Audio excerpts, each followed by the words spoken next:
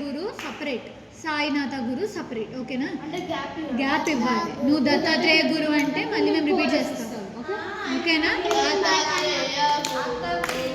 దత్తాత్రేయ గురు,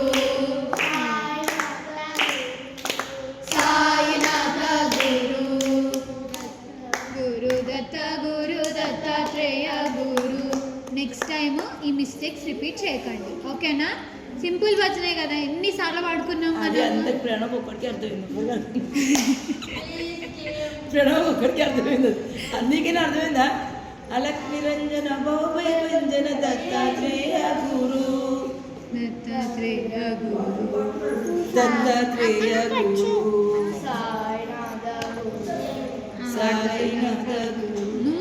Sunday వస్తుంది కదా అప్పుడు బాగుంటుంది. ఓకేనా? Good, very good. Sunday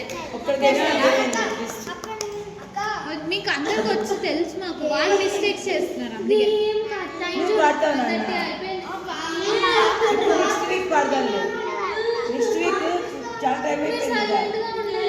next 2 weeks మొత్తం భజన్సే ఉంటాయి, ఎందుకంటే మళ్ళీ థర్డ్ సండే కోసం ప్రిపరేషన్స్ చేసుకోవాలి కాబట్టి మీకు వచ్చిన భజన్స్ అన్ని ఏం గేమ్ ఆడతారు ఫాస్ట్ గా? Bus game. ఏంటది బస్ గేమ్? మీరు ఇంతమంది రౌండ్ చేసేలోపు 10 నిమిషాలు అయిపోతుంది. ఒకటి లేచి తిరిగేలోపు ఇంకా 5 నిమిషాలు అయిపోతుంది.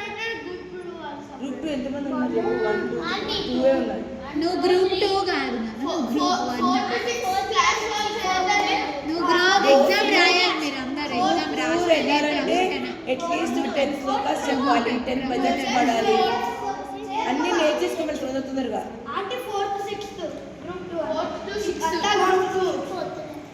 ఇందులో గ్రూప్ 2 మీరు 4 నువ్వు కాదు, 4th క్లాస్ అయినా ఎగ్జామ్స్ రాయాలి. వాళ్ళు ప్రణవ్, తిను, అంజలి అంతే. మీరు 4 కోసం సపరేట్ సర్కిల్ చేయాలా? ఎగ్జామ్ రాస్తే మెమరీ గేమ్ ఆడతాం. మెమరీ గేమ్ నువ్వు ఎన్ని